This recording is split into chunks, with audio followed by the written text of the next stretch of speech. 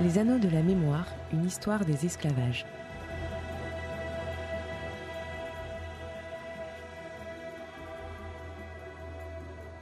Nous retrouvons cette semaine Bernard Michon et Virginie Chaillot-Atrousse, tous deux historiens et membres du CRHIA. Bonjour. Bonjour. Bonjour.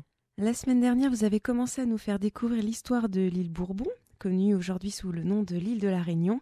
Aujourd'hui, nous poursuivons cette histoire et vous allez nous parler du système de langagisme, un phénomène migratoire de grande ampleur qui reste relativement peu étudié comparé à l'abondante historiographie sur la traite des Noirs et de l'esclavage. Virginie Chaillot-Atrousse, pouvez-vous nous définir l'langagisme et les raisons de sa mise en place ? Oui, alors l'langagisme, c'est un système de travail dit libre. Alors, dit libre, nous verrons ensuite pourquoi je suis un peu hésitante sur la notion de liberté. C'est un système de travail qui consiste à introduire dans les colonies des travailleurs étrangers sous contrat d'engagement. Ces travailleurs quittent leur terre natale et s'engagent à venir travailler pour 3, 5 ou 10 ans au service d'un engagiste, donc d'un employeur, moyennant un salaire, ce qui les différencie évidemment des esclaves. À l'issue de leur contrat, ces travailleurs peuvent être rapatriés dans leur pays d'origine. Alors, dans la seconde moitié du XIXe siècle, les Européens, principalement les Français, les Anglais, les Portugais, les Néerlandais, vont avoir massivement recours à ce système pour les besoins des plantations, mais également pour développer leurs infrastructures dans les colonies. Et ainsi, des Chinois, des Africains, des Indiens, des Malgaches, mais aussi des Japonais, des Tonkinois vont pénétrer en nombre dans les colonies européennes et principalement dans les îles à sucre. Bernard Michon, est-ce qu'on peut faire un parallèle avec le système des engagés du XVIIe dont on a précédemment parlé ? Alors oui, il y a des similitudes, Virginie Chaillot-Atrousse vient de le dire, il y a l'idée du contrat d'engagement. La différence, vous l'avez perçue, en particulier lorsqu'elle a pu évoquer la liste des populations concernées. Au XVIIe et au XVIIIe siècle, ces engagés viennent du continent européen. Juste vous donner un chiffre, on estime que 30 à 40 000 Français se sont engagés au XVIIe et XVIIIe siècle. Virginie Chaillot-Atrousse, est-ce que vous pouvez nous expliquer les raisons de sa mise en place ? Alors, en fait, à l'île de la Réunion, dès l'abolition de la traite, qui est donc décidée par les puissances européennes en 1815, les planteurs sont conscients de la condamnation à terme du système esclavagiste, d'autant que les esclaves sont déjà en nombre insuffisant et que la production sucrière, dans cette première moitié du 19e, est en plein envol. On sait notamment, je le répète, que la culture de la canne est absolument dévoreuse de main-d'œuvre et qu'il faut de plus en plus de bras. Et face à ce besoin pressant, eh bien, les planteurs réunionnais vont envisager de recruter des travailleurs étrangers libres qui pourraient peu à peu prendre le relais des esclaves. Et ainsi, dès 1829, des premières expériences sont tentées avec l'Inde. Alors le choix de l'Inde n'est pas anodin, il s'agit de faire appel à une population nombreuse qui permettrait de recruter parmi les basses castes de la population sans risque de se faire accuser de prolongation de la traite, c'est tout au moins ce que pensaient les autorités bourbonnaises. Et donc le gouverneur de Pondichéry va autoriser le recrutement de travailleurs salariés sous contrat pour la Réunion. Et plus de 3000 Indiens sont introduits entre 1829 et 1830. Seulement, très rapidement, on va voir que les colons ont du mal à faire la différence entre ces engagés indiens de couleur qui arrivent et les esclaves qui sont déjà sur les plantations. Et donc cette expérience n'est pas concluante en raison notamment des nombreux abus qui vont être dénoncés par les philanthropes britanniques qui accusent la France de faire perdurer la traite. Et donc l'immigration indienne sera interdite à Bourbon en 1839. Elle reprendra en 1848 lors de l'abolition de l'esclavage. On estime que les conditions sont réunis pour une immigration libre. Et puis, parallèlement, des engagés chinois vont débarquer dans l'île à partir de 1844, mais là aussi sans réel succès.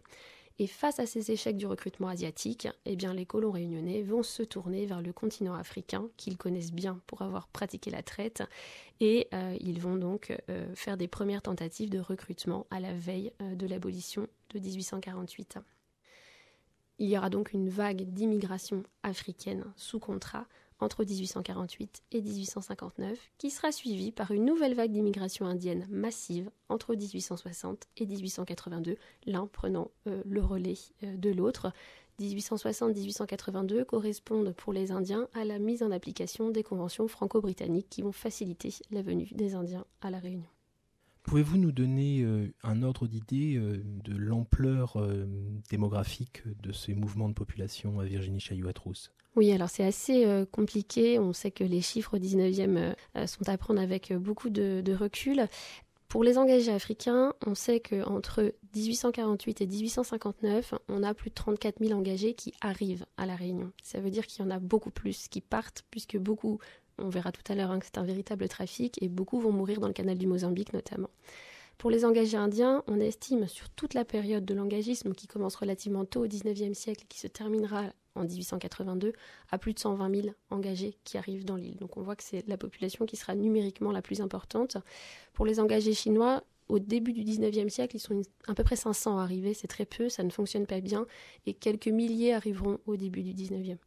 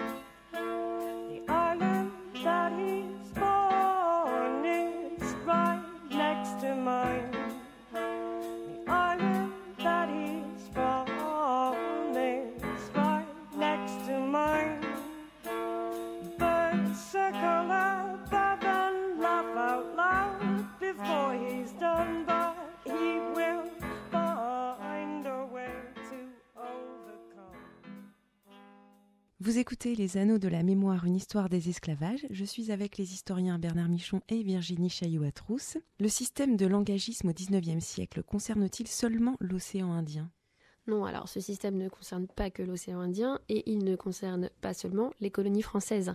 Il correspond au contraire à une très importante vague migratoire, plusieurs millions de migrants à travers le monde, qui touche quasiment tous les espaces géographiques dans la seconde moitié du XIXe siècle, c'est-à-dire les colonies d'Amérique et de l'océan Indien, mais également les territoires nouvellement conquis par les puissances impériales en Afrique, en Asie et dans tout le Pacifique. Virginie Chailloux-Atrousse, est-ce que ces engagés sont-ils tous libres ? Alors c'est une question bien délicate qui agite les débats chez les historiens, mais également dans la société réunionnaise elle-même. Il est important, je crois, de démarrer en distinguant bien l'immigration indienne, donc l'engagisme indien, de l'engagisme africain, qui présente des caractéristiques très différentes. Les engagés indiens sont recrutés en état de liberté. Certains sont d'ailleurs sujets de Sa Majesté britannique et ils sont d'ailleurs protégés par la couronne britannique. Ils émigrent volontairement vers la Réunion, même si la notion de choix est à relativiser. En règle générale, on sait que les Indiens répugnent à quitter le sol de leurs ancêtres et à s'aventurer sur les eaux noires, sur les Kalapani.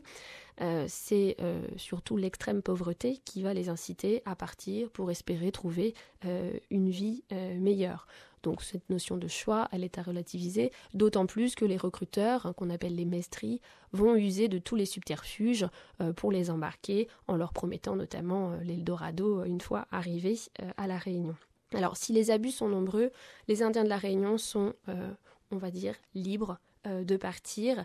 Et d'ailleurs, l'historien Jacques Weber souligne bien que les révoltes à bord des navires à destination de La Réunion transportant des Indiens sont rares. Ce qui montre bien qu'il n'y a pas de coercition à l'intérieur. Ce n'est pas du tout le cas pour les engagés africains. L'engagisme africain à La Réunion, qui est d'ailleurs à distinguer, il y a quelques nuances avec la situation des engagés africains aux Antilles. À La Réunion, c'est très clair, c'est une véritable traite déguisée. Les colons de La Réunion sont dans l'impossibilité de se procurer des hommes libres, enclins à émigrer sur les côtes orientales africaines, et ils vont donc acheter des captifs qu'ils vont ensuite libérer pour la forme une fois arrivés dans l'île. Et donc les engagés africains à La Réunion ne sont autres que des captifs rasés dans l'intérieur des terres et vendus aux négociants français. Alors, le gouvernement français semble fermer les yeux sur ce trafic qui se déroule à l'ombre du drapeau français, un trafic qui est en complète contradiction avec les lois de 1815 et de 1848. Pire encore, en 1856, Napoléon III, sous la pression des planteurs, autorise le système du rachat préalable d'esclaves pour les colonies françaises. Alors bien sûr, ce système de rachat est assorti d'une garantie juridique pour libérer le captif une fois qu'il est arrivé dans la colonie, mais c'est quand même un système d'achat d'humains. Et puis ce système est pervers puisque l'engagé, une fois libéré, est enchaîné à une dette qui est le prix de son rachat qu'il devra rembourser à son engagiste. Et comment les engagés sont-ils perçus par les populations présentes à l'île de la Réunion ? Alors là aussi, il existe évidemment des différences de traitement et de perception entre les engagés indiens et les engagés africains. Les engagés africains, appelés aussi cafres ou cafs, sont perçus par les colons comme des esclaves et on comprend d'ailleurs aisément pourquoi. À l'inverse, l'Indien va bénéficier d'un tout autre regard, d'abord parce que physiquement, il va plus ressembler au modèle européen préétabli et son insertion dans la société créole sera plus facile, du moins à long terme. Le fait également que les Indiens soient de conditions libres va faire qu'on va avoir un regard différent sur eux. Est-ce que vous pouvez nous expliquer de quelle façon ce système a pris fin ? Oui, alors pour les engagés indiens, il prend fin relativement tôt, en 1882, puisque depuis les années 1860, il existe une convention qui est conclue entre la France et les Britanniques, et l'article 26 prévoyait la dénonciation de l'accord si les autorités britanniques estiment que les conditions qu'elles ont elles-mêmes fixées n'étaient pas respectées. Or, la Réunion se situe à partir des années 60 dans une crise sucrière qui va effectivement favoriser les mauvais traitements, les mauvais paiements des salaires et on envoie à la Réunion une commission à partir de 1877 qui va effectivement confirmer ces mauvais traitements et en conséquence, le 19 décembre 1882, le transfert de travailleurs indiens engagés à la Réunion cesse définitivement. L'engagisme africain a une toute autre histoire, on l'a dit, il commence à la veille de 1848 et il se termine lui aussi très tôt, en 1859, puisque les accusations des Britanniques qui voient bien que dans l'océan Indien perdure un trafic d'esclaves, qui donc accusent la France de faire perdurer la traite, vont faire qu'en 1859, l'immigration africaine à la Réunion est interdite. Mais elle sera à nouveau autorisée à partir de 1887, mais dans de toutes autres conditions, où là on a effectivement affaire à des engagés libres qui viendront dans l'île dans les années 1900, mais ils seront très peu nombreux, 3000 environ. Merci de suivre cette émission. On se retrouve la semaine prochaine avec Virginie Chailloux-Atrousse et Bernard Michon. Excellente soirée aux auditeurs qui nous suivent. Merci.